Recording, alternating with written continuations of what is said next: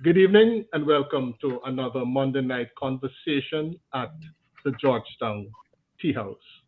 This evening we're exploring the issue of infidelity and forgiveness. With us this evening on our panel, we have some regular faces and uh, we have to welcome aboard one person who's not been with us yet, but we hope that after this evening that we'll see her often, and that's Bella. Bella, welcome aboard, Thank and you. Orlando, welcome back. How is everybody doing? Really good.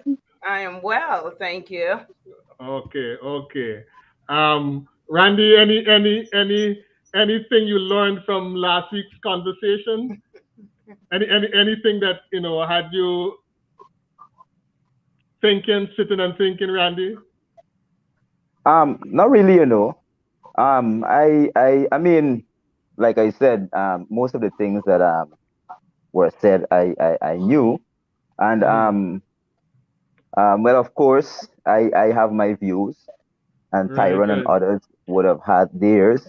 Would have So, had their views. Okay. And, yeah, and, and this evening we're going to have a very interesting exchange of those views. All right. The subject definitely, definitely. is forgiveness and infidelity. Please like, share the broadcast, tell a friend that the Monday night conversation has started, and tell them we have a panel here who's just ready and rearing to go. So please continue to like, share the broadcast, and we'll be back shortly. This is the Monday night conversation at the Georgetown Tea House.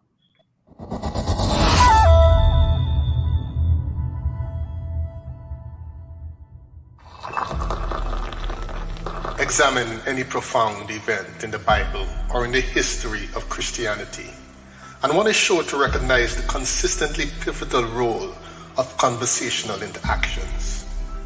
We see this at play in Genesis, the first book, where through a series of conversations we witness the fall of our species and the expulsion from the Garden of Eden. The conversation between God and man, the conversation between man and woman, the conversation between the woman and the devil, and so on. At the Georgetown Tea House, we know the great importance and pivotal role that conversations often play in our lives on this earth. And thus, we will seek to engage in the types of conversations that are insightful, stimulating, and thought-provoking. And yes, occasionally a trifle boring.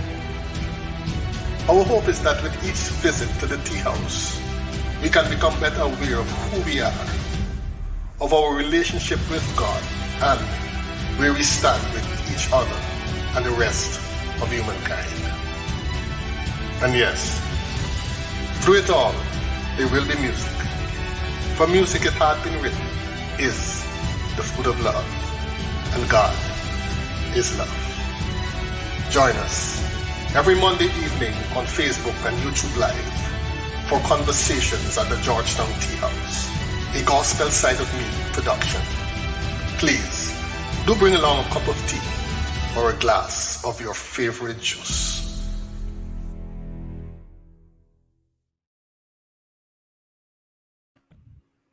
All right, we are back, and this is the Monday night conversation at the Georgetown Tea House. Um, Thank you. Marcel has joined us in the chat, and we have a few friends already here. We have Alicia Kerr, uh, Marcel's mother, Destry Ward. We have Alison Roberts. We have Purpose Driven Narendella. Thank you guys for coming on board. Please continue to like, tell a friend, and share the broadcast. We're going to get right into it, and we're going to kick off with our appetizer question. All right, the appetizer. And ladies, I will come to you first. Orlando, give me your experience in life. Given what you've observed, all right. Um, at this point of time, would you say that uh, it is better to be like side chick number three for some wealthy guy, or the wife of a faithful pauper, Hmm. practically speaking, and based on your life's experience, which would you say is a better position for a woman? For me, neither, especially being a side chick. No. I'm definitely marriage material, so neither. But I would say for maybe a popper, it depends on if he has that drive to do better, because some Mm, people do need that little push to help them get where they actually should be or they want to be, but they're mm, not encouraged enough by themselves. So it depends on what kind of papa. Now if it's a papa that want to use what I have and just sit there and do nothing, then I guess I'll be by myself. It would be neither. it would be Neither neither. of the two. Okay, I hear you. What's your take, Bella? What does your life experience tell you? Honestly, I think I would definitely want someone who's going to be faithful to me. I think that's very hard to find nowadays. I definitely wouldn't want to be a side chick. I understand why many women are, because it's comfortable, it's easy, it's string free or what have you. But for me personally, I think loyalty is very important. Mm, With regards of his financial status, I think even going through what we've dealt with in this pandemic, there are so many wealthy people that lost everything they had. But if they didn't lose the people that were valuable to them or that they were loyal to, that will help them come out of it. So in the end, I think a loyal person is priceless and worth way more than material things. I do believe that obviously you should both be financially responsible, but in terms mm. of marrying or being with someone just for financial status, I don't believe in that. Okay, I hear you. Your take, Samantha. I am too old to be a side chick to begin with. Um, but fun and joke aside, I if riches is everything and then you're still unhappy, then I would rather be in a relationship with somebody who is a pauper. Now, you see, we take a lot of time in life, we take a lot of time to value people by their material worth, right? Mm, So if a guy may not be making 10 digits, as we say in the world of work, he's not making 10 digits, but he might be very committed. And so for other aspects of his life, he may be bringing a very richer experience to the situation. But mm. I am not signing up to be a side chick on the side and to recall our song last week. If loving you is wrong, then I don't want to be I right. don't want to be right. If I can't see you now, then I'll see you when I can. The whole lyrics. I'm not signing up for that kind of thing. And like Orlando, I will stay by myself. But for sure, I will choose a guy, not necessarily a pauper, but not for material wealth. But he Not may for be richer material. in other areas of Okay. his life. Okay. Cleon, the three ladies on our panel, they said, no to being a side chick. All right. Now, from your own experience and from your own observation, how then do, given that it's not a preference, but how do women become side chicks, Cleon? How do women become side chicks? Yeah. I guess Given, because they want to be condiment. I guess because they want to be condiments. no, but given the general response that maybe it's not their preferred standard. Eh, I understand where some persons will say it may not be their preferred, but the operative, um, or rather the general context of this is that it's a choice that this individual makes, whether it be hard or not so conscientious. And like I say, anybody who wants to be a side chick, I call them condiments because you add tomatoes and you add lettuce and all of these things. They garnish, they look nice. And if you don't really like it when you take a bite of the burger or whatever you're having, you just throw that into the bin. So if you want to be condiments, go right ahead, sweetie. Cleon, no, not Cleon, Tyrone. Say you're a counselor, within a particular uh, congregation, and a young woman, you know, she's career driven, um, but maybe loneliness has led her to become a side chick. How do you advise such a person in the church? That's good evening everyone. That's a challenging one because I am not too sure that I would want to advise as a counselor, but I will Okay. basically try to find out her reason for going down the side chick um, way, Mm-hmm. in terms of maybe she's feeling a bit incomplete without a gentleman in her life. Mm-hmm.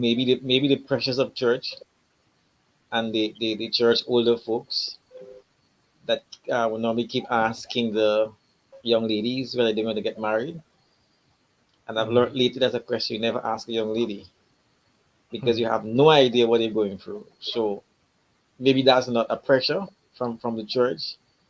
Maybe they want to make a child and they don't want to make the child out of wedlock, so they prefer to, even if it's actually they're making it out of wedlock, but they just want a child. Mm-hmm. And I'm observing that quite a number of young females, Christians, are taking that route, that they just want to make a child, just to take away the shame and the names from them, that okay, they have a child, they have somebody they can take care of. And I've heard this from a professional woman years ago, that most career women, after Mm-hmm. what I learned, what I heard, a lot of career Okay. women, they just want to make a child. After the child has it, the man is on his own, because Okay. I don't know what has built them. And so maybe you have to consider all these factors, bring all these factors into play here, to know Mm-hmm. how I would basically counsel, how I would go about speaking to such a young lady who preferred to be a side chick. And then finally, what I'll do, I'll basically let her know her self worth. She's worth more than just being a side chick. All right, Okay. she's worth. She's complete in herself, so she don't need anybody to Mm-hmm. complete her. She's complete in herself, and she has to realize, or a lot of us have to realize, that not everybody will get married. The ratio, I think, is 29 to 1. I know. I think the ratio maybe have gone to 35 to 1, something like that. Last time I checked. So naturally speaking, from a mathematical point of view, somebody will have to be left without a husband. So you're saying it's guaranteed that every female being living today can Mhm. find a husband. Every female being, no, I'm not saying that. I'm saying that the ratio of female to men is so high, Mm-hmm. unless we find a case where they go into the idea of polygamy and all the rest of it, and be comfortable with it. But most Mm-hmm. likely, from a Christian perspective, one to one, Right. the Right. ratio is out of proportion. So there's somebody who will be left without if you're to Okay. match man and woman 1 to 1. Right. Right. Right. All right. Good old Randy. How are you, Randy? I am I'm gonna kick off our big question with you. I know that you had your big piece to say there. When we were chatting about it. Infidelity. Um, Before we jump and delve right into it, here's a little pre-question. Do you think we are naturally monogamous, or do you think that monogamy is a learned behavior? Um, I mostly say that it's a learned behavior. Um, Mm. I mean, yes, we were born in sin, but most of the things that we actually um exhibit during our lifetime is Mm. basically things that society um would have compromised on, or would have accepted. And so being in society, certain things we accept, right? Mm. So certain behaviors are learned Learn. behavior. Oh, okay. Would you Yeah, agree with that, yeah. Orlando? That is learned. Yeah, Um, and that is it's not natural. It's not natural for we human beings to be monogamous. it can go again, it can go both ways. You as an individual, I think if you love someone, you Mm. would not there's no way you can have eyes for someone else. That's how I feel. When it comes to being monogamous towards someone else, from personal experience, I can tell you that I did the, not saying too much, but I did the opposite of Mm. what I saw. So it can also be something that is like Randy said, that's something that you can learn from. Mm. I did the total opposite of what I saw because of the destruction that it can do in one's life, especially if there are kids involved. Mm. So it Okay. can go both ways. I am the kind of person that believes in monogamy. And I also learned life lessons from being in that hot seat of seeing um that unraveling misery that Okay. not being monogamous can cause. Okay. Okay. Bello, are we naturally monogamous, or do we have to work at it? I think you do have to work at it. I think it's something among many other things that we're taught as we grow up. You know, the first couple wasn't a throuple; it was one person, it was one man and one woman. So I think as a result, that's what the that model is Mm. focused on. And I think ideally, throughout the years or even now in this generation, things have changed so much because people are accessible on your phone. When back in the day we had to write letters and call on the telephone. So things have changed so much that it's more difficult now, and you have to figure out what you want. um there are more choices that are being made, I think, and even though there can be pressure culturally or otherwise to get married, there are some women and men who are opting to stay single, and Mm. some back in the days it was harder and you were really crucified for those decisions. You were made fun of, ridiculed. But now I think people are taking their lives in their own hands, and it's being more accepted, which is important as well. Okay. Okay. Thank you. Samantha and Cleon, I'm going to ask you this. Samantha, tell me why. Tell me two main reasons why women may cheat. And Cleon, I want you to tell me two main reasons why men may cheat. Go ahead, Samantha.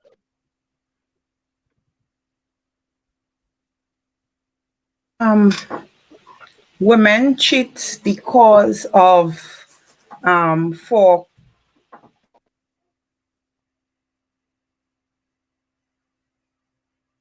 sorry about that. There's too much That's all noise right. in my background. So women cheat because of um commitment. So more on the emotional side. That's just my opinion. It doesn't Mm. have to be the same. So if we find ourselves in a situation where um, you're not getting the emotional connection that you require, Mm. then you'll cheat. That's one reason for sure. I I think the other thing is for security. I think women cheat for security. So so you're in a relationship and you don't necessarily feel secure, then Mm. you may step out to find a secure situation or what seems like security, and all of it seems to be tied up in emotions. Okay. Cleon, why do men cheat? It is my view that men cheat because they are anticipating this fantasy in the sexual part of their lives, and there are some women who choose not to go down that exploration, whatever it is, with them, and so Mm-hmm. they find someone else who is willing to do what that other partner is not willing to do. That is one. Okay. I Mm-hmm. think the second reason why men cheat would be out of their own insecurity. They're not sure as to who they are, so they're looking for validation from someone else. Mm-hmm. And sometimes in a relationship, the person that you're with may not necessarily say, oh, well, you do this good or you do that good. And so if someone else is saying, oh, you do this good or you do that good, then they find that as means and reason to satisfy their lack of self assurance. Okay.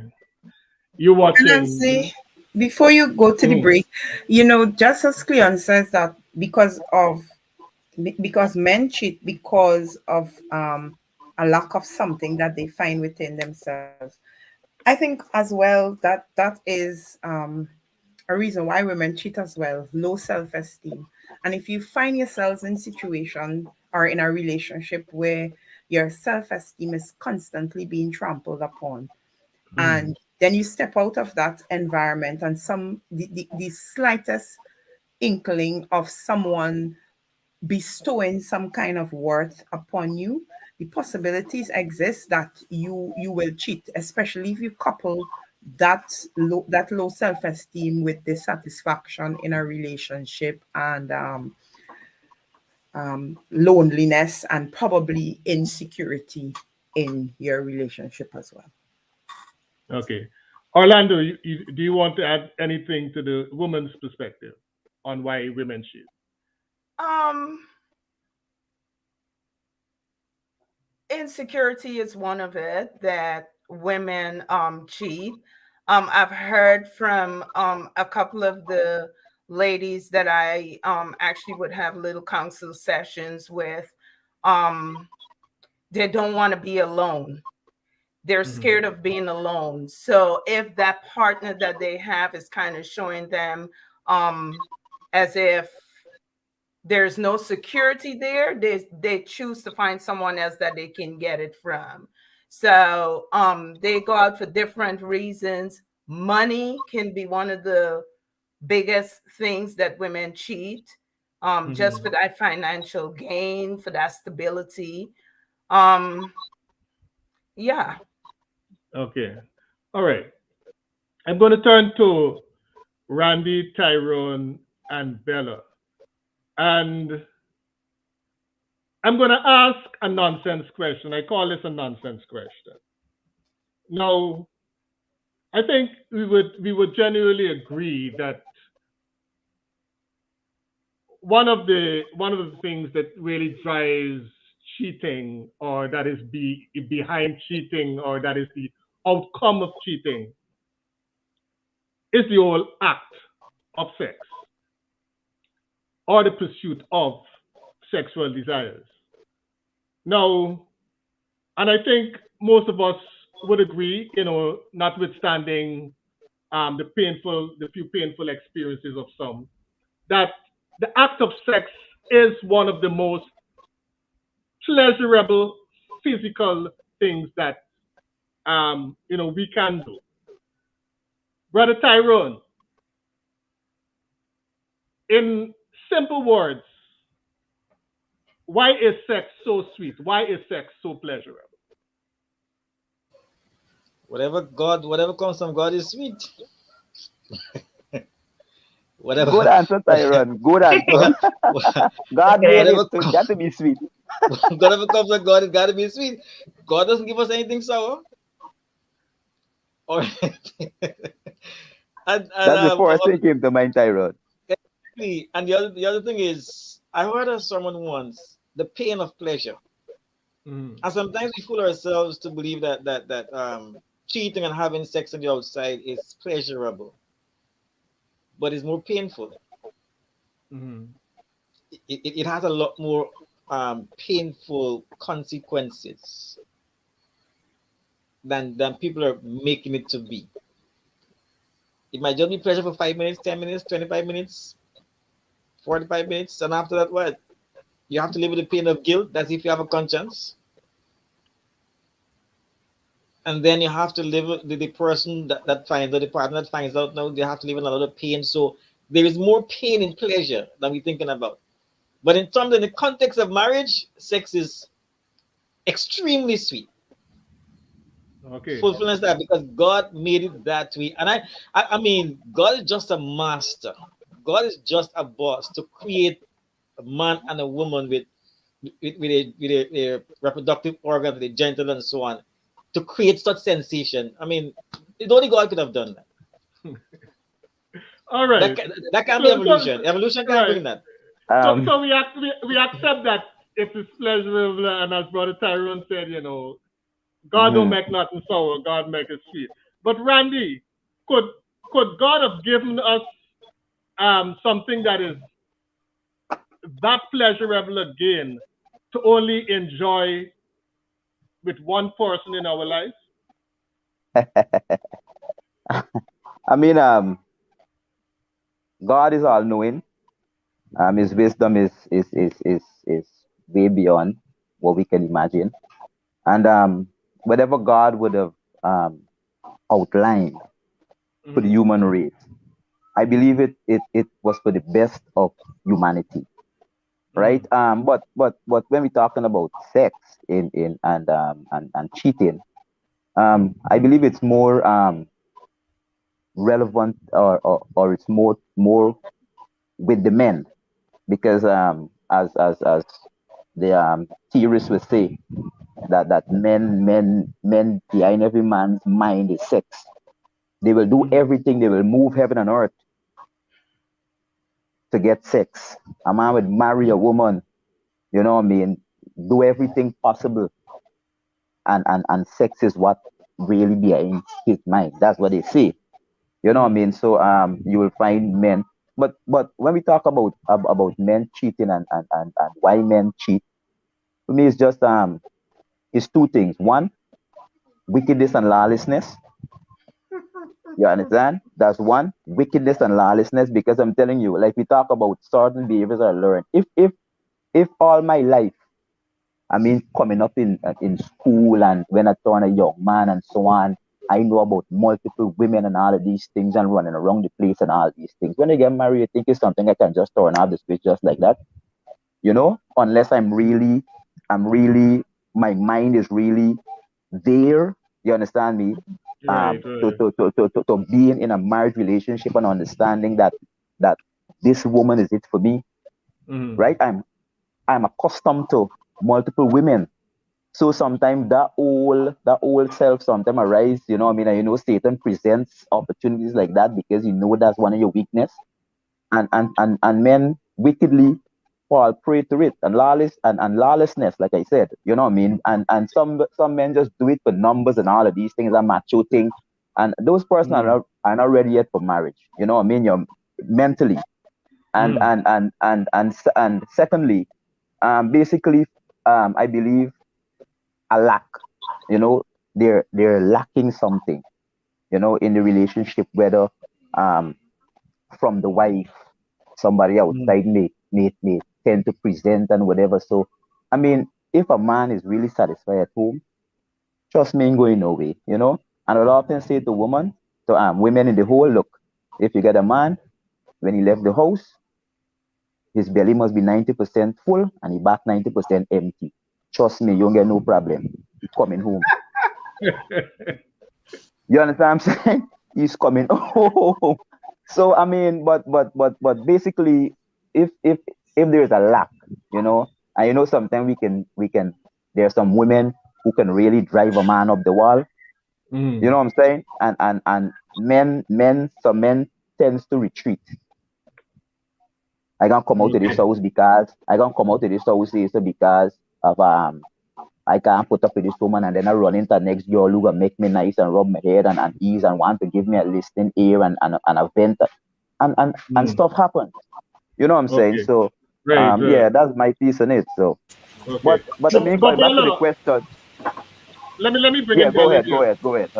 Bella, Randy is saying, if a man is fully satisfied at home, there's no way he's gonna wanna go out and cheat. As a woman, have you found that to be true? No, absolutely not. I think it's just common sense. If you pass by a store every day and you see the same pair of shoes, eventually you're going to want to have it. I think sometimes with regards to cheating, even on both sides, a lot of times, doesn't it start at the workplace? Doesn't it start with someone you know versus a complete stranger? I think there are a lot of reasons for that. And like, it may not be intended initially, but it can do with your emotions. It could do with like something similar to what he said. Oh, this woman is actually listening to what I have to say. My wife doesn't do that. And Mm. eventually it will lead to something else. So that's exactly how it develops. In terms of, as you were mentioning before about sex, I think the purpose of it obviously was to reproduce.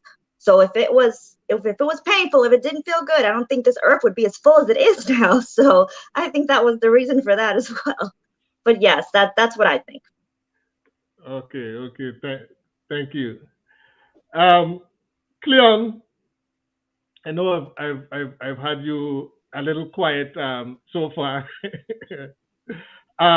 Is there anything Our quiet. you is there anything you want to add so far based on the little that you've heard? I would say agree with Randy with the whatlessness statement. I do believe also with Bella, if you keep walking down the same street, you're going to be drawn to your, as the Bible says, men are drawn away by their own enticing and their own lust. Mm. And I don't agree 100% that if a man is taken care at home 100%, he is not going to. Thank you for saying I do that. believe if you're most welcome, man.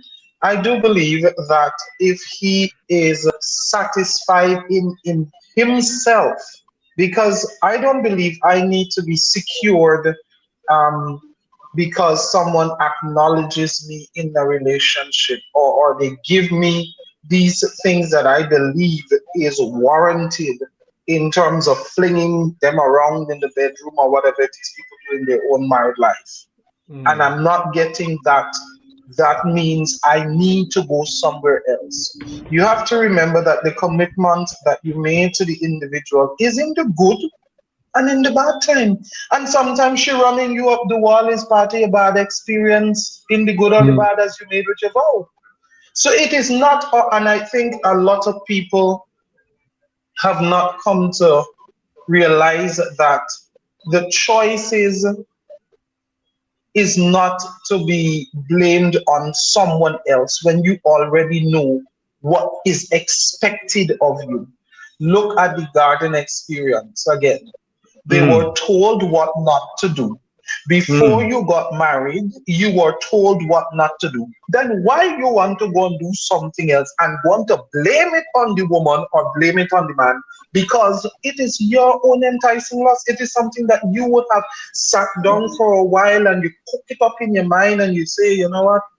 At least I could use nagging, or I could use she don't wash the dishes, or I could use she don't want to have oral sex or whatever the case may be.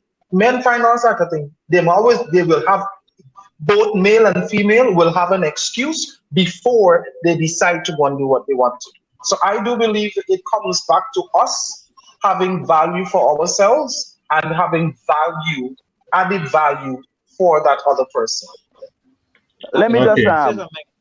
let me again just back up my statement quickly, Tyrone. I mean, first let me say this. Do you know cheating is hard work? I mean, yeah, I might not experience it, but I'm telling you, I'm drinking water and minding my own business. This from experience, Randy. Is let me this tell from let me tell y'all. I've read. Let me put it this way. I've read that Randy's clarifying that he's ready. It's that not his cheating is actual hard work. experience. So man, you're right. Cheating is hard work, and men on the whole don't like certain hard work. I can tell you, financially, your time, and all of the, you have to remember what you said, and all of these things is hard work. You understand me? Again, if a man is satisfied at home, 100%, in a woman's mind, she might be saying, I am doing this, I am doing that. In her mind, to her understanding, he should be satisfied. But then he's really not. She might say that, look, I'm cooking. You understand me? I'm doing something, and I'm doing this, I'm cleaning the house, looking at the kids and whatever. He's supposed to be satisfied, but is he? Is he? How can he talk to you? Can you have a fruitful conversation? Do you check in on him on the day? So many things a man can be satisfied with. You can have this disconnect emotional and all of these things. No, I truly believe that if a man is comfortable and fully satisfied at home, he ain't going nowhere, and cheating becomes hard.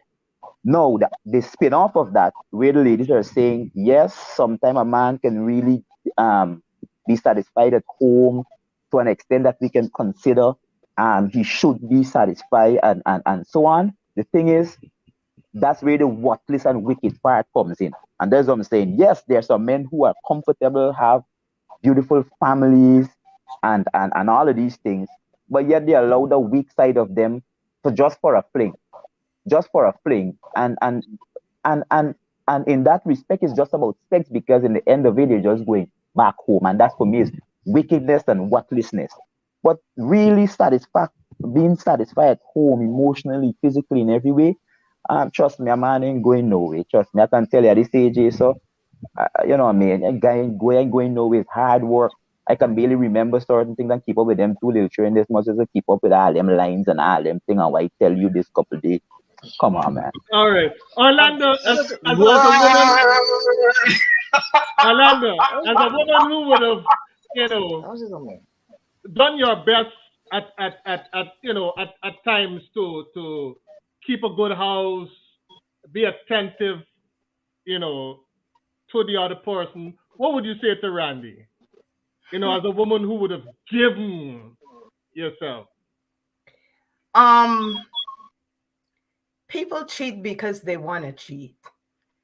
If you are contented and happy at home, like you said, there's no use for you going out there and cheating. For myself, I'm every woman. I think conversations, if you're having a problem or you think there's something lacking, we can talk about it. That's what we're supposed to do. As Cleon said, like in a marriage, you made vows before you got into that. And conversation between two people is very important. Say if I'm lacking something, then you should tell me, not use the example of, well, the blame game when you already did it. I had a conversation with someone at one time that had actually cheated on his girlfriend and got someone else pregnant. And I actually asked why did you do that? And his reply to me was, I was having problems in my relationship and she was lonely. So those two words say something to me. Problems in your relationship. If I'm having problems in my relationship, there is nobody part of me that needs somebody else to touch it. Everything is flatline dead, because that's a mental thing. You're having mental problems. There's nowhere I can be active or want to be active with someone. And her being lonely says another thing to me. Her partner is not around, which means she was married. I was right on the money, but that excuse did not really go over well with me, because, well, of course, I was like Cleon said, drinking my water, minding my business. I was just nosy. Um, I did not see a reason for him to cheat on his girlfriend because they were having problems. He cheated because he wanted to cheat. As far as I'm concerned, he wanted to cheat because he could have had a conversation with her about the problems they were having and continue um in the relationship. So for me, yeah, that's not very acceptable. I'm sorry. Okay. Brother Tyrone, what when all is said and done, what essentially is wrong in the pursuit of pleasure, in the whole process of engaging in sex for the pleasure it gives? What would you say essentially is wrong with that, if anything at all? Yeah, just let me just backtrack a bit before I go to that question. I want to say something quickly here. Randy spoke about satisfaction. The guy can be satisfied but not contented. You have to be contented what you have. That's number one. The other thing is, a lot of people look with their mind and not their eyes. Once you begin to look at a woman with your mind, you're looking for trouble. So you can see with your eyes, but once you begin to look with your mind, that's a whole different ball game altogether. And that is why Christ says, if you look at a woman to lust after her, that's a mind thing. It's a mind thing. So there's no excuse for cheating in my book whatsoever. And one of the mistakes that people make is that if there's a problem in the marital relationship, don't ever find another woman unless it's a professional. Mm. Or Because man. there are some people out there that are opportunists, and Correct. they will basically take every minute of the Mhm. opportunity they have to ensure that, and you're vulnerable at that time. The thing is that once you have a problem, it means that you're vulnerable at that time. So it becomes easier for cheating to happen. Now, to your question, what is wrong?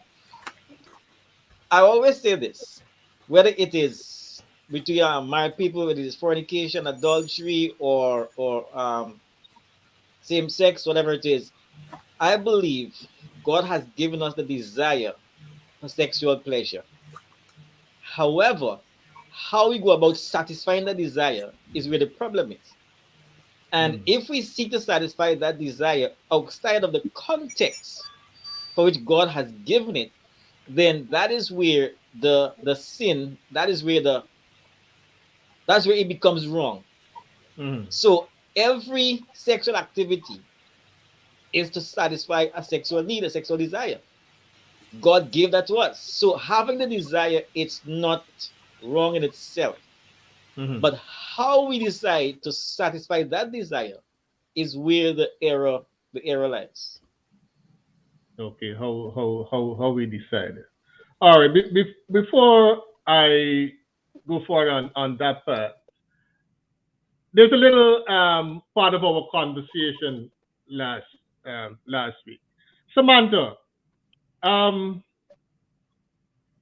you and I are married, and I generally address you as Samantha or Sam.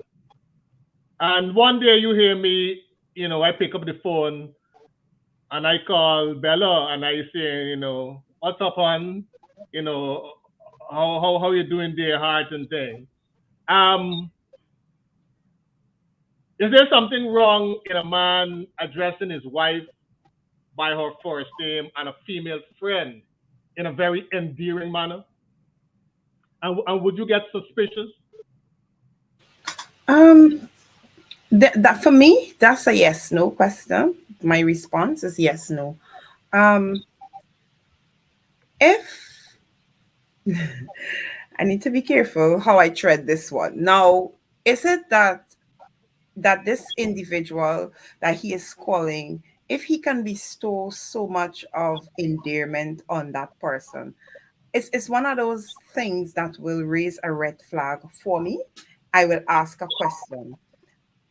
But if this has been the nature of our relationship for, let's say we've been married what, 10 years, and you still say Sam or whatever, that may be your level of endearment for me, because my name is Samantha, but you have decided that I will call you Sam or I'll call you Mm. Sammy. And in my experience, I will know when you say Sam in comparison to Sammy, which one is endearing. And so to bestow other words to a female friend, it's situational for me, because Mm. sometimes it will raise a red flag and other time I just don't, it doesn't really matter to me, because um our relationship is not about endearing names. We have gone this far and we know where the endearment lies in our name calling. Right, right, right. Now, I want us to consider something. You know, is it right to always see cheating or infidelity or not in this Mhm. negative light? All right. Now let's consider this. Um, Brother Tyrone, someone sitting, and they're watching the Georgetown Tea House, and they listen to Brother Tyrone start to, they've come to this tea house just to listen to the conversation. There's nothing twisted in their mind or anything. All right, and they're seated there watching, and they're listening to Brother Tyrone, and something about the way Brother Tyrone speaks, something about the way he delivers himself, you know, they find themselves, you know, thinking, what if, and find their minds drifting. No, that's a natural thing. Is it wrong to feel that way, Brother Tyrone? Thoughts come to our minds from all different angles. The problem is how we handle it. If we allow the thoughts to settle into our minds Mm-hmm. and we allow it to become our own thoughts, that we play with it, we mull on it, we reminisce on it, and we begin to magnify it, then that's where the problem is. It's natural to be attractive to somebody. That's natural. Mm-hmm. So the natural attraction, I don't see anything wrong in it. However, how it progresses, we have a choice whether to stop it there or to allow it to progress. And most times what happens is that we think that we are so strong that we allow it to progress. We start showing hints and Mm-hmm. we listen to the response. And based on the responses, we go another inch. And so we move inch by inch, and then it becomes, it gets to a place where it can be controlled or it's very difficult to control. So Mm-hmm. my response to that question is no, the natural attraction is not wrong. Mm-hmm. However, once we embrace the thought and make it our own, that it becomes an action, then that is where the danger lies. That's when it becomes wrong. When it becomes wrong. But Orlando, how and when do we decide? Okay, that a particular attraction you just should not pursue it. You should just leave it alone. How and when do we decide We decide that if we're in a relationship, that? Mm. it's okay to um give someone a compliment, or again, you can admire someone, because I have ways about me that I would compliment both men and women. If you look good, you look good, period. Mm. I give you Right. that compliment. But letting my mind go astray of what we can do or where we can be is what I don't allow, especially if I'm in a relationship and I'm taken. My thoughts belong to what's my next move when I get home. Mm. That's where my thoughts belong, not thinking what uh I can do with that person that I just saw that I think look good.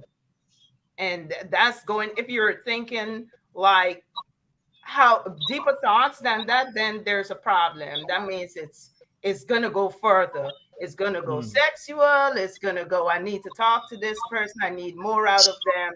So for me, I keep it. Well, I don't keep it. It's there whereas my attraction is to who I'm with, not someone else. But I give compliments all day long. I have no problems doing that.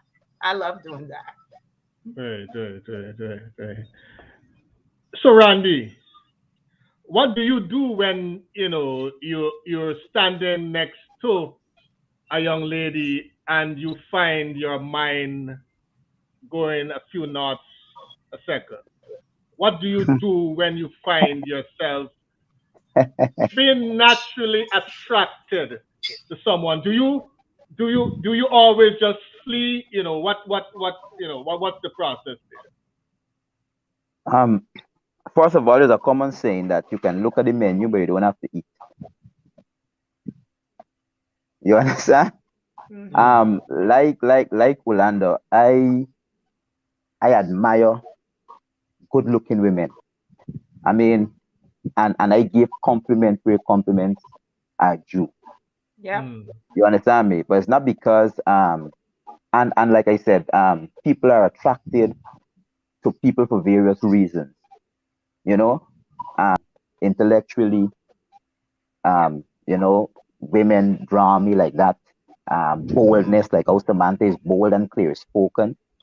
You know, Mm. I can take a liking to Samantha. It doesn't mean that I you know what I mean, want to pursue anything or whatever. But I just like Samantha because of her boldness and Mm. how she would put over herself and all of these things. You know what I'm saying?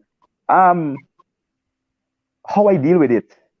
I mean, like I said, I don't read much into anything. Like I said, I give a compliment. If I see a beautiful young lady, I said, "You're looking good. I love the way you carry yourself," and that's it for me. You know what I Mm. mean?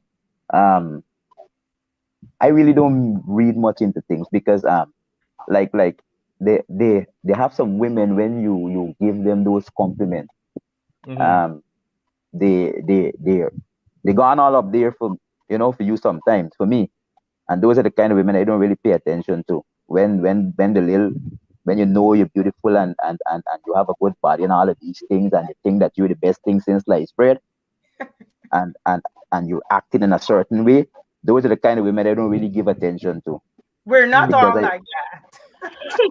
I know, but you know what I'm saying, and some of them, and I love a woman who can accept a good compliment for what it is. You know what I mean? She'll say thank Mm. you. You know what I'm Yes. saying? Mm. And we move on. You know what I mean? I don't really read much into it. I don't make a big deal out of it. I say it as it is. I'm like Samantha. I'm straightforward.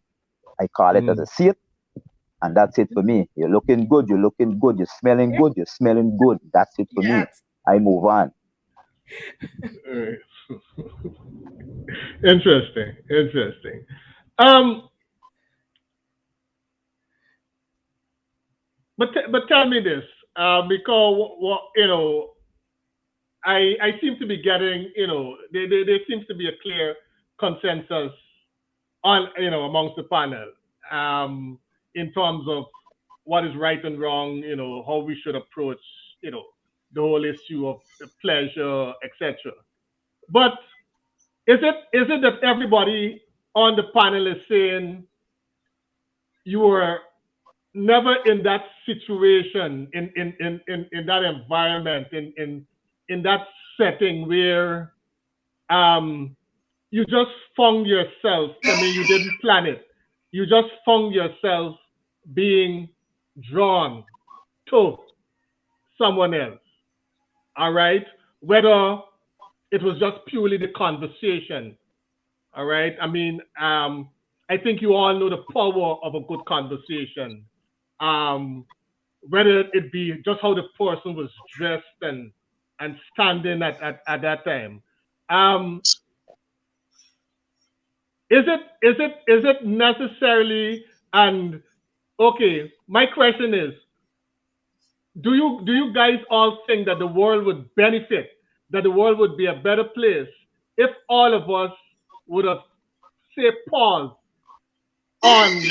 on that pull, on that attraction, on even when it's not, quote unquote, necessarily with the right person?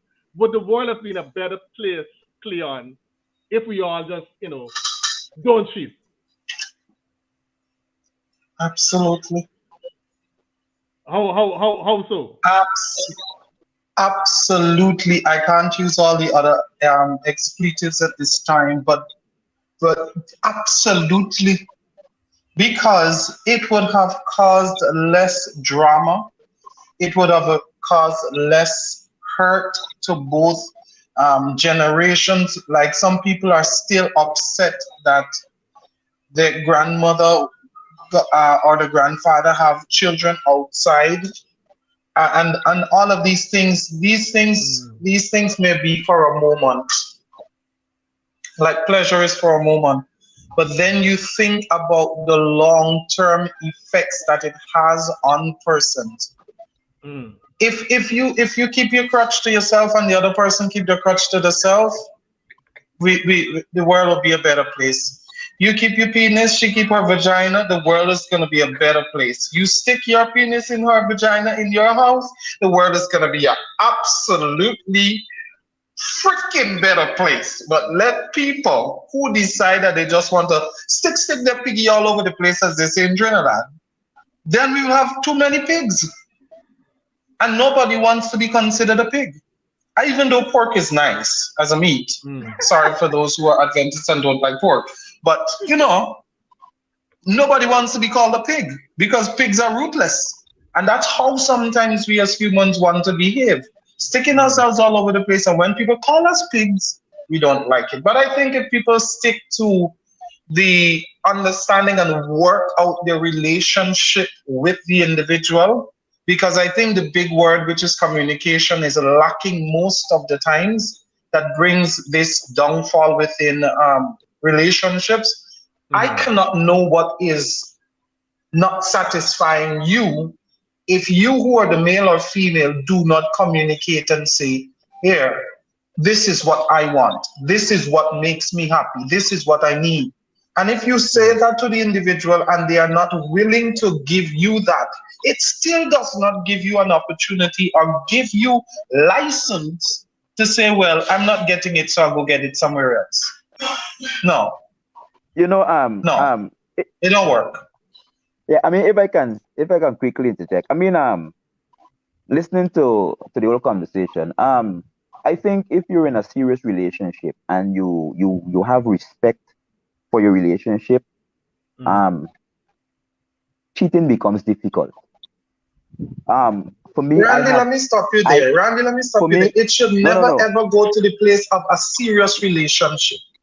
no, So no, the no, no, casual relation, no, no, no. this Listen is to this me. is the problem I have with humans. No, We no, only want to be committed when we say it is serious. If I'm having a no. friend, it's like loving you is wrong, I don't want to be right. If me and Samantha are friends and we're in a Hmm. relationship as friends, I have to start valuing it from there.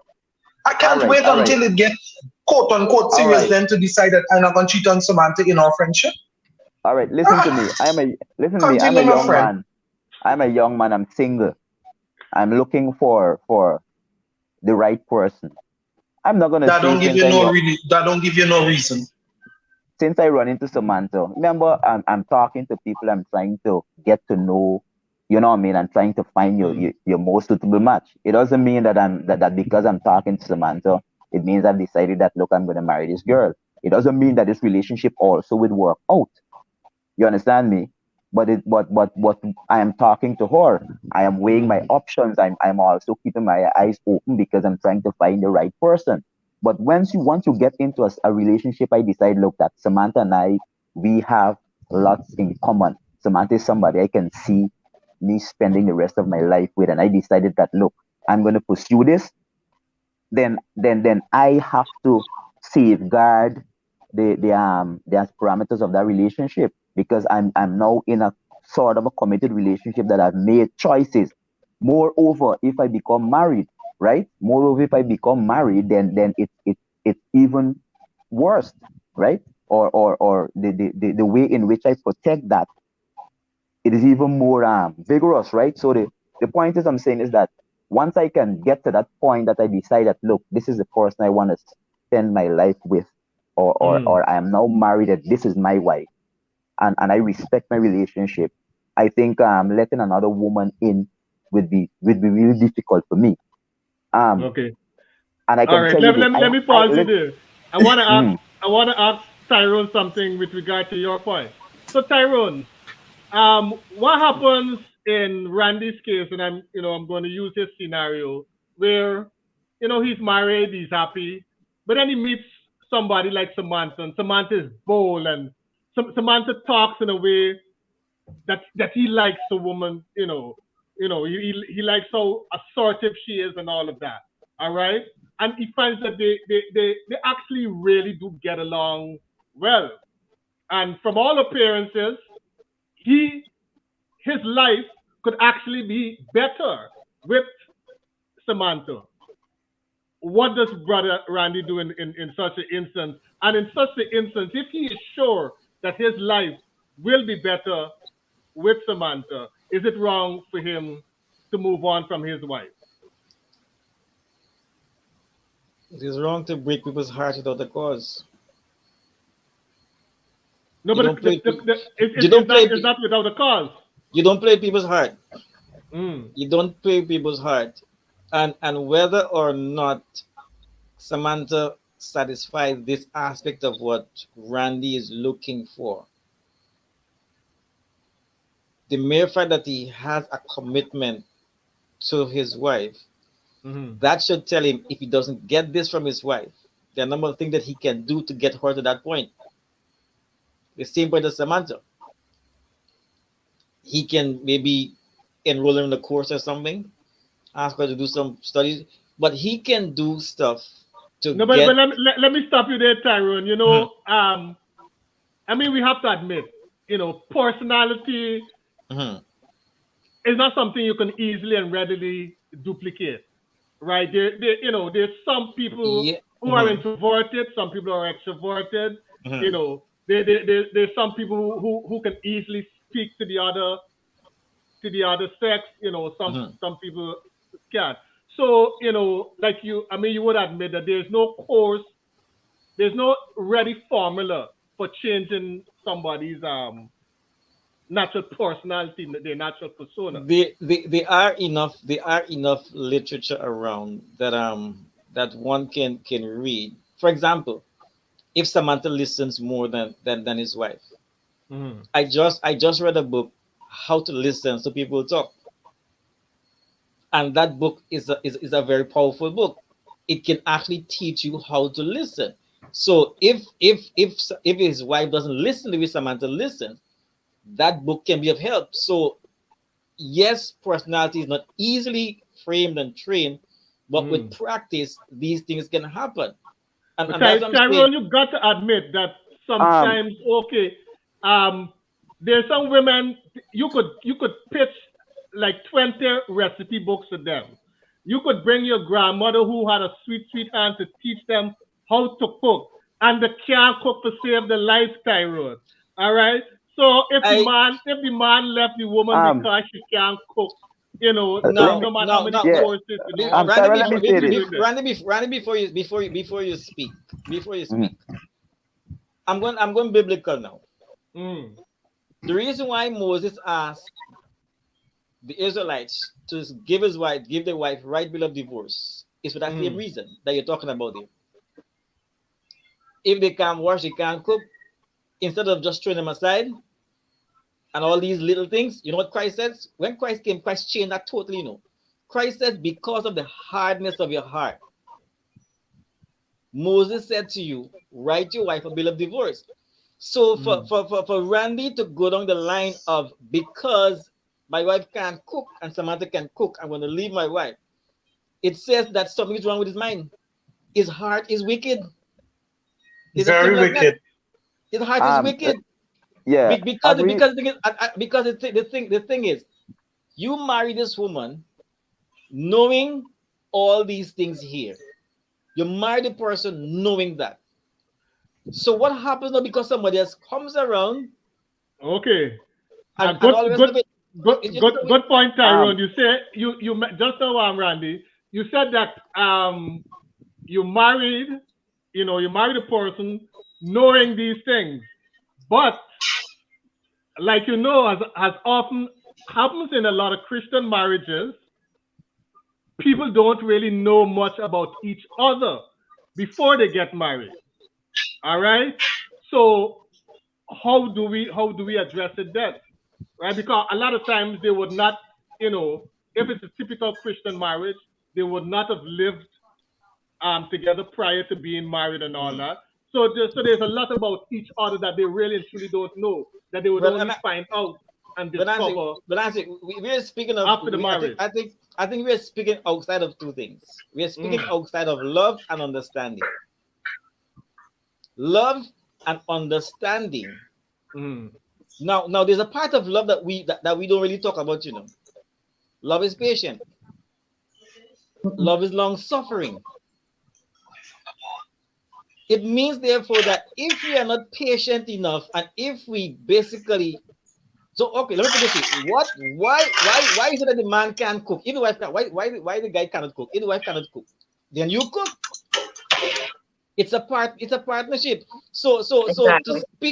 to speak of not knowing, we have to speak of love and understanding. I understand that this is my wife. This is a commitment I've made to her, and because I love her, mm. and I'm going to bring the Christian part of it now, because I love her the way Christ loved the church, then I will do what is necessary for her to develop, for her to become better, for her to improve. I can't just leave the woman down just like that, and then just, even if I marry somebody who cannot read and write, love and understanding and patience and long suffering and kindness and temperance and so on, those are the things that will take us through. All right, Tyrone, I'm waiting a long time. Let me put in this now. Let me say this now. The part that you said before in terms of if the woman can't cook and the man can cook. Suppose the man can't cook now. No, don't interject. Let me just finish up. No. That is What? not her fault if he can't cook. But she got cook if she can cook. Anyhow, and Oh, Nancy, well, no two should you buy would have food and eat. Tiran. All right, Tiran. Yes, yes, Nancy. So you said, and you made a valid point earlier, and Tyron would have made a point that was in my thinking. Now you choose a woman knowing certain things about her. You understand me? And with that knowledge, Tyron is saying that hey, there's a lot of literature and all of these things that are available that a woman can learn through. I am of that notion too because I come from a church and I come from a background and an environment where literature on these very topics and resource portal and all these things are readily available. However, Okay. there are some women who are set in their ways. You understand me? That they will never change, no matter how much literature is available to them. You understand me, Tyrone? So, and I'm telling you that, right? No matter how much Well, literature available, them some women are very strong-headed and set in their ways that they can get all the books and they go to all the seminar and whatever. And if that's their belief, that's how they look at it. Now, my perspective is that I believe that if for me, one, women and men, if you know your roles and responsibility within a family, you understand me? And you don't let society, I'm talking biblically, and you don't let society dictate what that role or responsibility should be, you can go far away because if you're going to move with society and look at the role and responsibilities, you're going to always keep changing because societal values and whatever always keep changing and modifying in some way. And then somebody can come in and say, oh, because the woman working too, um, you supposed to cook too, and all of these nonsense. You understand what I'm saying? I'm not saying that a man shouldn't help out and all of these things, but women and men have to know their role and responsibilities. And once you know that, you wouldn't go wrong. all So, right. Randy, You wait. Wait, What is wait, the wait. woman's role, Randy? One at a time, one at a time. I can deal with that. One at a time. Randy, Come, let's go. You, Yeah. you, you brighten out order with yourself to Randy, know. Come now, cooking, man. cooking, cleaning, washing, that's not a rule. That's no gender rule. I don't believe Exactly. that. That's not a Exactly. gender rule. That's What correct. the Bible say about a woman? Pardon me? What Cook and clean and wash? Really? Come No on. men what say cook and clean Bible and you wash. reading, Cleon? I ask you Really? Listen a to me. question. Don't ever let us start the discussion about Help no me. proverbs starting nothing women here this evening. Hmm? Listen to Help me, me. Randy. Not cook, not Listen cook to me, maid. Randy. Not And cook maid. again, Help me. and No, don't again, single out. Don't just single out cooking. Let's understand yeah, the but Leon, I guess concept I'm gonna of hold a on, woman. boy. no, this thing about us having roles in a Mm-hmm. family and all these kinds of things. Now listen to me, Mm-hmm. Randy. You need to put on a boots of some sort and walk forward to the times in which we exist. And it's not about shifting or leaning to what society has to say about the roles and responsibilities of a marriage. Because if we Mm-hmm. continue to look about the roles and if we only put chalk task up to roles and responsibilities, we are looking to put ourselves to live in bad house, right? Because I like to say that some things aren't relevant to the times that we exist in. Randy, you and I are leaving to go out the house at the same time. You are going to 8 to 5 outside of the house. I am going to 8 to 5 outside of the house. You can't give me the list of our responsibilities or roles. It doesn't shift because we are going outside of the house. We are here to help each other. And somewhere along the line, I don't know where, somewhere along the line, somebody attached a marriage certificate some way that women have to cook and clean and watch and take care of the children. That is Out not the a other wife. Android. That's a maid. That is That's not not a All biblical. wife. right. That is a No, no, maid. no. And No, I'm not Let me no. signing re- up So to let let, be. me let, let me respond. say No, this I'm not because I signing up have to to leave be that kind of shortly. wife. I'm not No, signing up to no, be that no, kind of no. wife. And I think every you're time we have to misreading me. wait, I sat here for the night and I allowed the men to carry on. Give me my 2 seconds, please. Mm-hmm. Every time we have every time we have to I'll talk drink me water and about mind my business by. every time we have to address marriage, we always have to talk about the cooking woman. What about the men who don't even do something? Your role is to provide for your family. If you provide effectively for your family, then I don't need to go to 8 to 5. But then we come up to place where we had to get women who are independent. We have got to learn the balance of our situation. And that is where we are having problems, learning the balance of what we exist in.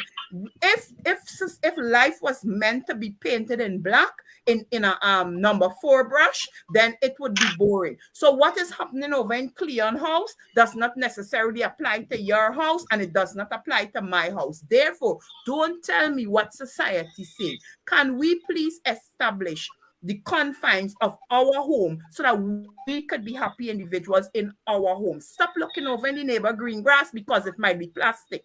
If you grow in real grass, grow your grass. And so sometimes we have to take our heads away from there and focus on what our situation is. And since I have the floor, I'm going to address the issue of attraction. Now, attraction is levels of attraction, right? So Nancy talked up front about you finding yourself in a situation and you want to you're attracted to a fella. If we are shallow, then this moment now, when you are attracted to that person, then you allow that to manifest into something else. But I'm sure I'm speaking on behalf of the other 2 ladies here. Attraction have levels, right? And yes, you all will laugh at me when I say things like, you could be very good looking, but you can't put 2 adjectives together to form a good sentence. You lose me, right? So even though Right. you Yes, are good absolutely. looking, we may get to conversation and be like, it didn't make. So in that first moment, yes, you're good looking. I'm Needs a not hot saying that sauce. I may be the person to say, well, let's have a conversation. So I approach you and you haughty, you can't have a good conversation. Or you may have a good conversation with me, but you're very opinionated. I really can't deal with you. So we have to understand that there are levels to attraction. And if we conduct our lives like that, highly improbable that we will get into a situation where we dive into some foolishness, some random fella for our era slides in your DM with something random and we get thrown off by it. No, it can't Exactly. happen. So I All rest my right. case. All right, Yeah. go. So can I speak Cleon, now? Cleon Let gotta me. go. Cleon gotta go. So let Cleon say his piece. Say his Randy, piece, I, Cleon. I, I, I love you. I hear your heart, but I Don't agree you with hear me yet? Samantha. I want you You to get you it can't clear. tell me if I'm not actively listening to you, sir. This No, no, is not no. your floor to give your 2 cents at this point in time. overruled. As I was saying before, I Go on, agree my with brother. Samantha 100%. You hear me? I am the type of person, I do believe this generation has to come to a place where, and I think if the older generation where men were cultured in a way that the woman have to wash, clean, cook, and do everything for them, some of them would have been in a better position. They wouldn't have been picking up children in paper bag if they didn't know how to do some things for themselves. Some of them have paper bag children up to now and they don't even know. As I continue, if they learn how to bring balance inside of the relationship, I do believe if if both parties are working, you can't expect the person, the female, to be doing everything inside of the house. The Bible said woman is a helpmeet. And if you did not want to help me, you should have stayed with your mother. Have a great night, folks. All right, let me Amen, respond now. Let Hi, amen. me. Okay, All right, Cleon. I love you hold too, on, bro. hold on, Let me hold Bye. let on, me respond. hold on. I gotta no, take a On the break. Randy. money. No, On the Randy, money, no, yeah. Randy. No, You are let watching me. the Randy, I gotta take a break. You watching the Okay, Monday great. night conversation at the Georgetown Tea House. It's on fire here. Please, we still got a few more minutes, so do tell a friend, do share the broadcast. Cleon, nice seeing you, and we'll be back shortly.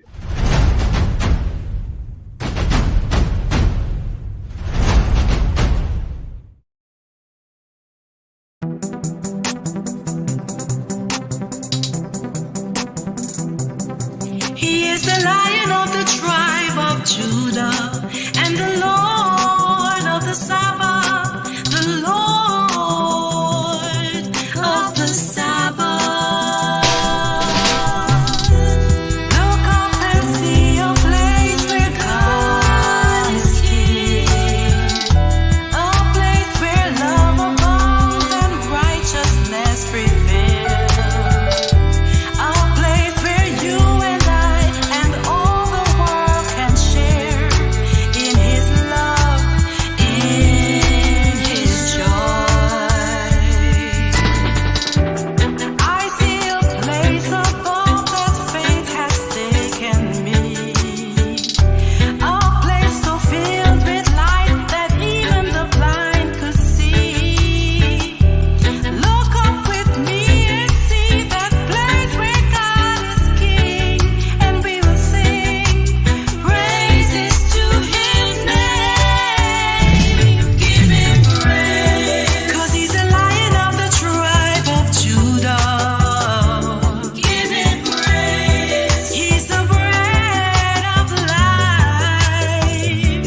Give Him praise, He is Lord of the Sabbath. Give Him praise, that is true unto His name. Praise Him in the way you live. Praise Him with the things you give. Praise Him, praise His holy name. Praise Him for His mighty ways. Praise Him.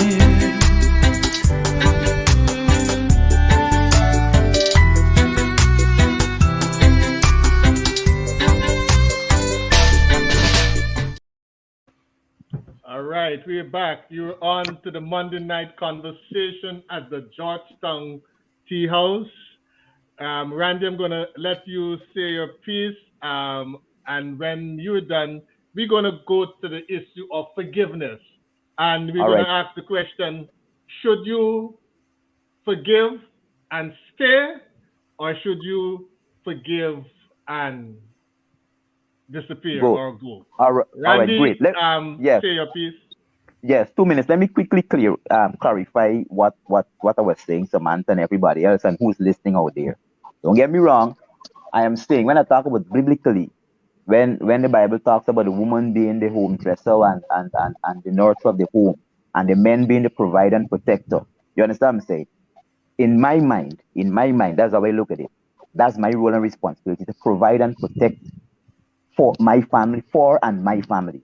Right now, if in these times my wife decided that she wants to go out and work and whatever, and she is helping me to make ends meet, I am taking that as a plus. I am not saying that she has to do it. A lot of people say you got to work too. or you got to do this. I'm not saying that you have to do that. I'm not calling that. I'm not saying that is your response. That's my responsibility as a man, biblically, to provide and to protect. And I would always hold to that. Now, if my wife is working and helping me out, buying things in the house and so on, I'm highly appreciative of that. Greatly appreciative. You understand me? And to me, that's my role and responsibility. And as a woman now, if her role and responsibility, as the Bible stipulates, being the home dress and all of these things, you understand me? It doesn't mean that I won't help her. It doesn't mean that I won't cook. It doesn't mean that I won't clean. It doesn't mean that I won't wash. But when I do those things, she mustn't say, well, you have to do it because I just walk for all these things. She must be appreciated. Look, I have a husband who's helping me, who is seeing the burden and is trying to help me out. But the point is, we cannot run away from behind our mind. As a woman, I should look, this house is I am the woman of this house. I am to take care. I am to ensure that things in order. It doesn't mean that I gotta do it alone. I can have my children help out, or I am the husband. I see my wife working. She went to work. I realize that I can help out. It doesn't mean that she has to do all the work alone. And likewise, behind my mind as a man, that's my job to provide, to protect, to pay the bills, to put food, to clothe them, to feed them. That's my job. If my wife is helping me out, I am forever grateful. But behind my mind, I believe that that's my role and responsibility as a man, biblically. And that's where I'm coming from. But it's not stereotype for me to say, or it's not set in stone for me to say, well, the woman got to do this, she got to do this, she alone got to do it, or whatever. No. Of course I can help. Of course there's so much I can do. And we can work together as a family. But we need to realize that as a woman, even if my husband is doing it, I still need to do that. If he's helping me, fine, fair enough. I appreciate the help, but that's still my responsibility if he chooses not to do it. All right. Tyrone, quickly, and then Quickly, we'll go. I think we need to have another program on roles and gender roles and so on, because I'm getting the impression here that this is what has caused society and a lot of men to believe that once they're providing, that's it.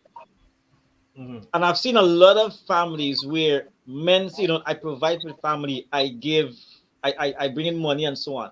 When God made Adam, God gave Adam a role that's way beyond that. Do you know that the Bible says that men are nurturers too?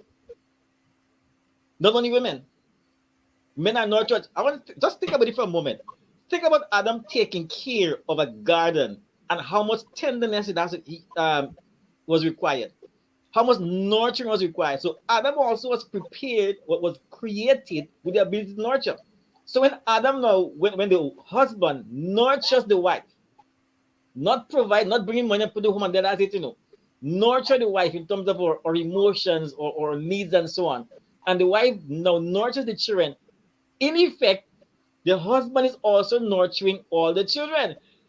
If you look, observe what happened in the Bible times. Who were the person to carry out the sheep and so on? How did Rachel get by the well with sheep? How did Rebecca get by the well with sheep? I'm talking about women who basically did work outside of the house. So this thing about women working outside is not only in this generation. That comes way down. And if you look at Proverbs, Solomon describes a virtuous woman. In his mind, the woman basically is the one who's the businesswoman. Because the Bible said the woman considers the field and buys it.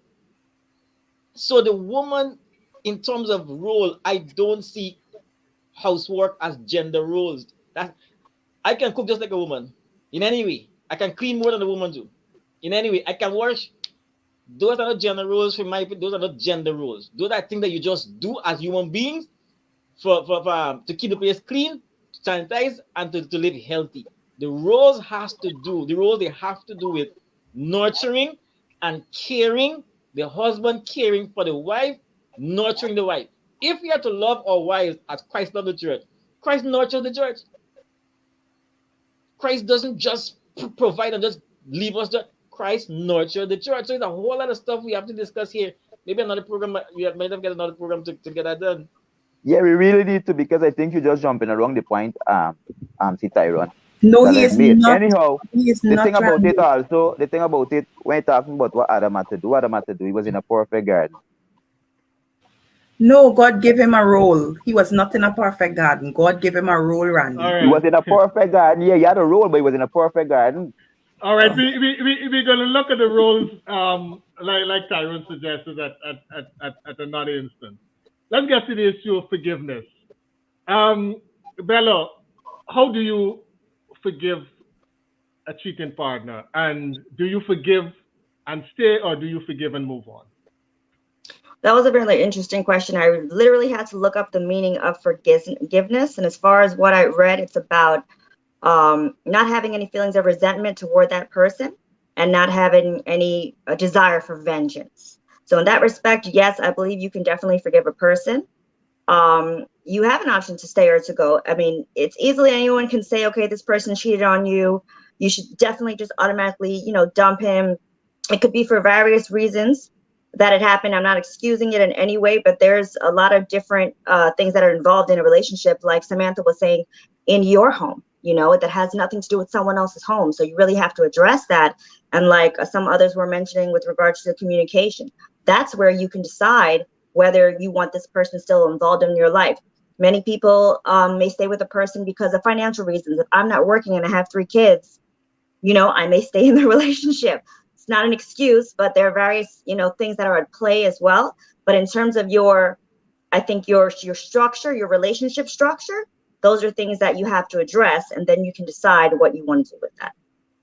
Okay. Orlando, how do you forgive a cheating partner, and should you go or should you stay? I don't. You don't forgive. I forgive that person in order so that I can move on.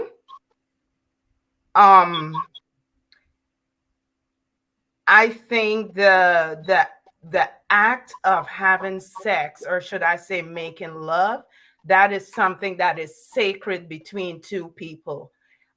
When we talk about out of body experience, that is one thing that you can do, that you literally can look at yourself making love, because the experience of that is it's phenomenal, it's epic. Okay. So me having a second, me knowing that that person might be doing the same things they did with me to someone else, there's no coming back. Because then I'll be thinking, when it's my turn, I should say, of you doing the same thing, you're kissing me with those same lips. I don't know if where those lips were. You're touching me with those same hands. That I don't want that.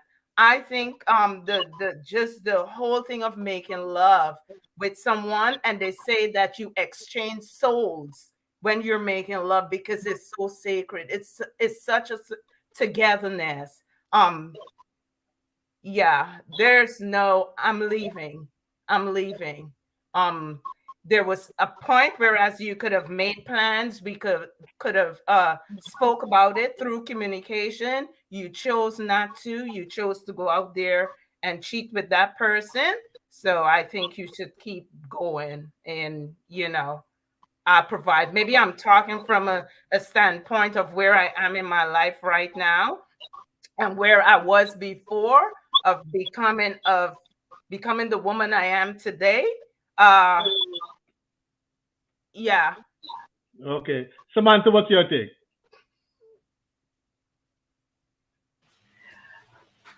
As a person on the outside looking in, right, the steps that you have to take to forgive somebody seems very straightforward when you don't have to commit, when you don't have to do it actually. You usually say, well, it could go this way or it will not go this way. But until you are wearing the shoes, then you know exactly how tight it is and where it is pinching, right? And so, forgiveness is one of those things that is tied to our very existence. Meaning, if you find yourself with so many issues that you're carrying through, so much bitterness towards different groups of people, then you can't function as an individual, right? It is deeply embedded in who you are. And it's very difficult for you to be a wholesome person because every time or every situation that mirrors one of them that is causing you pain, you add that to your list of things that you are carrying on or you're carrying around. And so you have to, in forgiving people, you have to see the wholesomeness of it. And sharing from my experience, you don't end a relationship after one cheating episode, right? It usually gets to the point when you can't do it anymore. Some of us once, but in my experience, it has not been once because somewhere along the line, the lines of communication open and you find or you are able to find a way to not carry the pain of that situation. But it can't happen several times and you are coming back because would they say what every day, every rope has an end. And so at some point in time, your emotional stability or your strength to forgive, to continue existing in that same situation will wear out. And so it is situational for Okay. me. It is very situational for me. So I will not say that I will end a relationship after one cheating episode. But if it happens in the same way, well, I didn't know I liked the girl and I was going to sleep with her. She see me and like me. See that line there? She see me and like me, and that's the line that you continue to use all the time. It can't Mm. always be she saw that person saw you. And Yeah. so for me, in one go, no, I will not end my relationship. I may very well be inclined to give you a chance or to let you reconcile that situation. But should Mm. I find myself in that same situation a second time? Once bitten, twice shine. Right. That's my mantra. Once bitten, twice Mhm. shine. Sam, you are such a sweet woman. You know, Sharon, Sharon, quickly respond to Chalpo because it's going to lead into your point in, how do we forgive? The thing is, Yeah, forgiveness. Chalpo is asking, what is the suggestion of the Bible on the way to combat infidelity? Trust God. You have to basically decide in your mind. It's a decision you have to make to be committed and not to be unfaithful. That's the simplest response I can give. When we talk about forgiveness, it's a very high bar that God has set. Let me begin there. Forgiveness is a high bar that God has set. And the way God wants us to forgive, the natural mind cannot grapple with that. And let me just say it quickly. One, forgiveness is for the offender, not necessarily for the offended. true, true. It is for the offender. Forgiveness, forgiveness is the process of forgiveness as described and outlined by Jesus. It's basically for the offender to repent. Mhm. And Christ says, once the offender repents, then you'd have saved the person's soul. Now, forgiveness and reconciliation. And that's the big thing. There will be no reconciliation unless forgiveness is accepted and embraced by the offender. And let me put it this way. We cannot be reconciled to God if we don't repent. So if you forgive somebody and there's no repentance, then there can be no reconciliation. But once there is repentance, reconciliation is the way to go. It doesn't matter how terrible and how tough it sounds. That is God's standard for us. And I say to the presentation I did, the truth I recognize that one, forgiveness is a very powerful tool. It's very powerful. And it is so powerful that it does not encourage sin. It does not encourage a behavior over and over and over again. It doesn't encourage abuse. Because when you go through the process of forgiveness, you tell the person how sinful their actions are, how offensive it is to God. And if the person refuse to change their mindset, not I didn't say action, but to change their mindset, then the person has already decided that, hey, I'm not going to change. And Christ says this. Christ said, Christ said, if the person doesn't listen to you or whoever it is, the counselor, the marriage, if the person doesn't listen, then let the person be to you a stranger. And so in my opinion, whether you cheat or not, forgiveness and coming back together, it is possible. I will do it personally. The state of where I am in my life right now with God, I will accept back the person. I will accept back the person. And here's the thing I ask You're myself. so awesome. Here's the thing I ask myself. Can I intervene here? Because this, I mean, like the men had their panel and I have something to say. Everybody know, once you know me, I'm wide open. I have no secrets. Okay. So when it comes to, like I said before, I forgive because I need to move on. I'm speaking from a point whereas what if, like you said, that you're gonna forgive that person for what they did, of cheating on you, but that one time create something like me, right?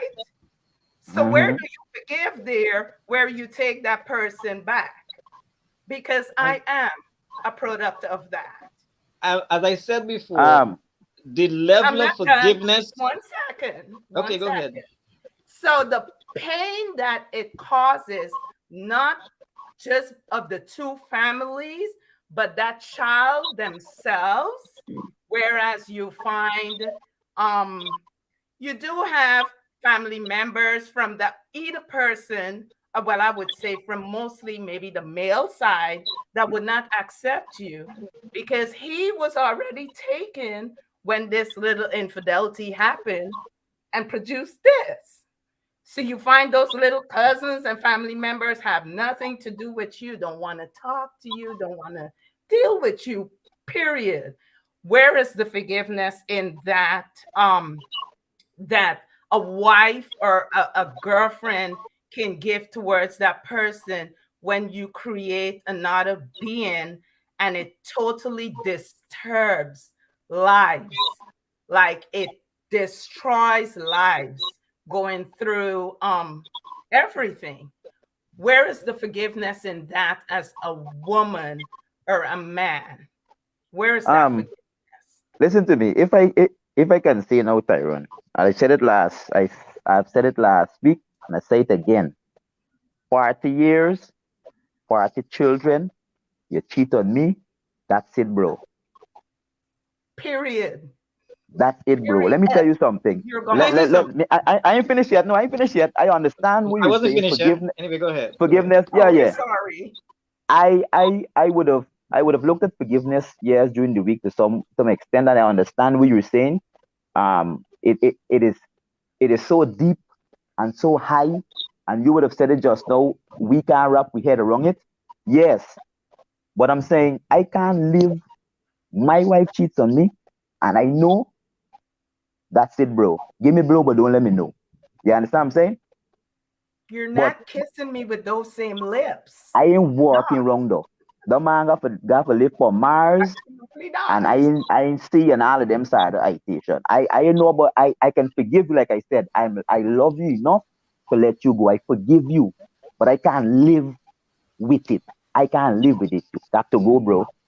I mean, I applaud you. We have some noble guys here that I mean, Tyrone, you're good, and Samantha, you were the one time thing, and all of these things is good. I can understand, but partner, if my woman cheat, let me tell you something. And like I said last week, and like I said last week, look, and I said last week, you can lose your one arm, you can lose your teeth, you can lose your one leg, and all these things. Your face can cut up, the facial beauty can disappear. I can live with that because it can happen to me. I can jump in my car and all those things can happen to me. But there is always a period when it comes to sex, especially with a woman, that you can say no. Always. For the time you're stripping, you're taking off or whatever. when it comes to sex, is something you premeditate and you're going into it. There's always that period where you can say no. And for the fact that you go all the way with it, to me, you break the sacred bond.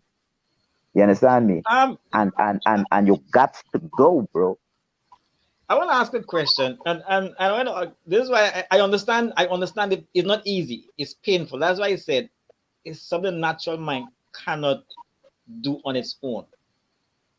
That is God in you. But you're that saying has that to do you just can forgive, right? And be back with this. that This person. yes, I am saying that, and I'm serious about that. And I'm going to make 2 points, and then Yeah. I'll rest my case. I'll make 2 points quick, and then I'll rest my case. When I look at what Jesus spoke about adultery and forgiveness, I'm of the opinion that Jesus was not advocating divorce. He was advocating reconciliation. And here why I said that. Christ said, if you look at a woman to lust after her, how many men would have already committed adultery? So if Christ was addressing or advocating divorce, I think the narrative would have been different. But he says it's a mind thing. It's a mind thing. That's one. That's my first point. The second point I want to make is this. When we, as I said before, reconciliation can only occur when repentance takes place. And when I studied the book of Hebrews, one question came to mind. At what point in time did God decide to forgive me? God decided long before he created Adam and Eve, it doesn't matter what I have done, he will forgive me. And if I have such love of God inside of me, forgiveness is a decision we make long before you know. It's not something that we pick up now and again. So if Christ says to me, it doesn't matter what you have done, I will have already forgiven you. I commit forgiveness to you. Why is it that me as a person, I'm speaking personally, me as a person with the love of God inside of me, I have to make a decision. It doesn't matter what it is, that I'm going to forgive and try to restore the relationship. Let me put it this way. When Joseph's brothers came to him and said, we have changed, you know what Joseph said? Joseph said, I will test your words to see how truthful your words are. So in the process of reconciliation, we can carry on various tests to know how sincere the person's change of mind is. So the process of forgiveness, there are a lot of stuff that happens in between there. But Tyrone, one last point, Randy. I cannot do it on my own. But guess what God said to me in the book of Ezekiel? God says, I am going to put my spirit inside of you, that you will be able to walk in my ways. And that's where the power of such forgiveness comes from, not from my own doing. It is the Spirit of God in you that empowers you to do that type of forgiveness. And you can do all things through Christ who strengthens you. Two statements quickly. Randy, go ahead and close us out. Yes, and this is how I'm going to close it, Tyrone. Yes, it is possible that you can forgive and reconcile with the person. I've seen it happen. I've known of couples who partner would have cheated and they reconcile and they're happy today. You know what I mean? Some people learn from their mistakes and true forgiveness would have taken place. But it's a decision that the individual had to make. I think it's more prevalent in women where the husband cheat. And I don't think a man can live with that because of ego and several things. But there are some cases where men do actually accept it. I'm going to also say that even though it's possible, it doesn't mean that also I have to forgive you and stay. It doesn't mean that I have to forgive you and stay. It is also possible that I can forgive you and reconcile, but I don't have to. You understand me? And yes, of course, what Jesus wants is for us to have to be more reconciled to him and to each other as to him. Yes, reconciliation is always the first things that that the first thing that somebody would suggest, any counsel would suggest, you can work it out, you look at your family, you look at your children and all these things, but it doesn't mean that you have to stay. I can still forgive you and allow you to go your way, because I can't live with that. But I genuinely forgive you. I forgive you. I have nothing against you. Yes, you would have messed up. Yes, you would have hurt me.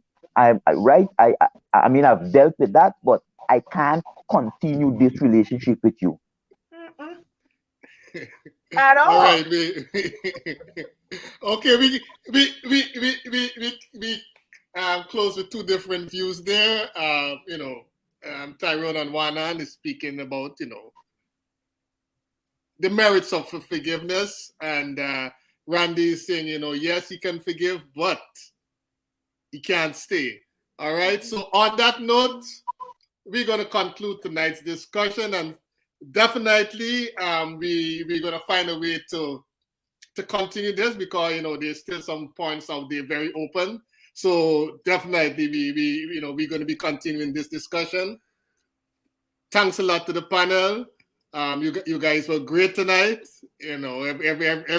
Everybody was on their toes. And thanks to Cleon, who had to step away. Thanks for all the comments in the chat. Thank you guys so much for being involved and for staying with us. And do join us next Monday for another Monday night conversation at the Georgetown Tea House. Thank you, and we look forward to seeing you again.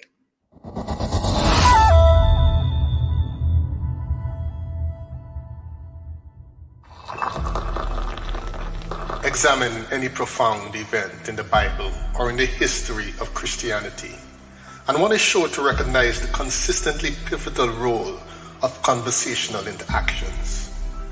We see this at play in Genesis, the first book, where through a series of conversations we witness the fall of our species and the expulsion from the Garden of Eden.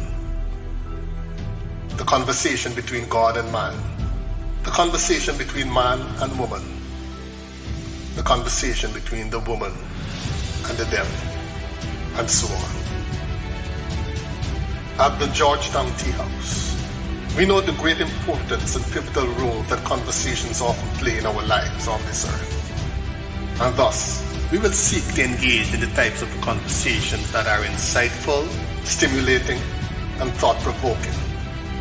And yes, occasionally, a trifle boring. Our hope is that with each visit to the tea house, we can become better aware of who we are, of our relationship with God, and where we stand with each other and the rest of humankind. And yes, through it all, there will be music. For music, it had been written, is the food of love, and God is love.